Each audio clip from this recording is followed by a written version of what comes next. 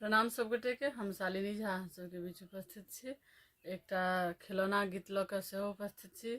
एखन जनउओ मूड़न चलि रहल छै, तऽ सुनू अहाँ सब ई खिलौना गीत, और आशा अछि जे अहाँ सबके नीक लागत। तऽ बहुत बहुत धन्यवाद।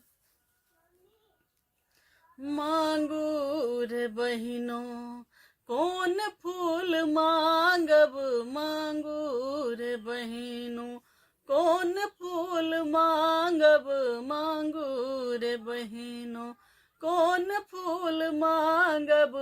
आजुक मांगल सब किछु पायब, आजुक मांगल सब किछु पायब।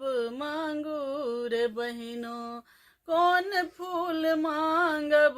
अगिला हर के हर बाहा मांगब, अगिला हर के हर बाहा मांगब। पछिला हर के बरद बाहो भैया। मांगू रे बहिनो कौन फूल मांगब, मांगू रे बहिनो कौन फूल मांगब, मांगू रे बहिनो। घर निपन के चिड़िया हम मांगल, घर निपन के चिड़िया हम मांगब। आरो मांगब हम, आरो मांगब हम खबसबा हो भैया। आरो मांगब हम खबसबा हो भैया। मांगू रे बहिनो कौन फूल मांगब, मांगू रे बहिनो कौन फूल मांगब, मांगू रे बहिनो।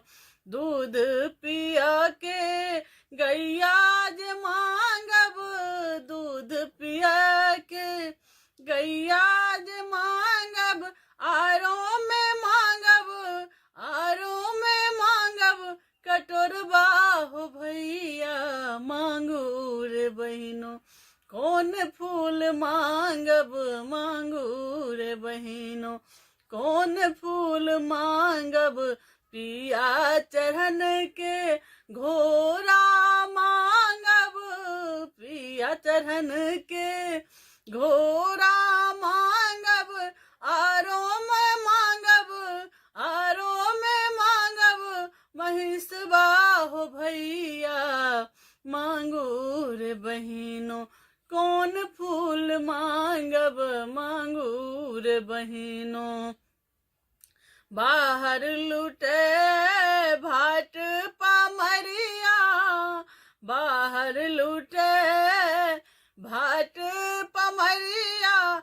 घर लुटैया ननदिया हो भैया। मांगू रे बहिनो कौन फूल मांगब, मांगू रे बहिनो। ई हम जनितो ननदी जैती, ई हम जनितो ननदी जैती। के दूली बन जाए, के दूली बन जाए रहता के दैया। मांगू रे बहिनो कौन फूल मांगब, मांगू रे बहिनो कौन फूल मांगब, मांगू रे बहिनो कौन फूल मांगब, मांगू रे बहिनो। धन्यवाद।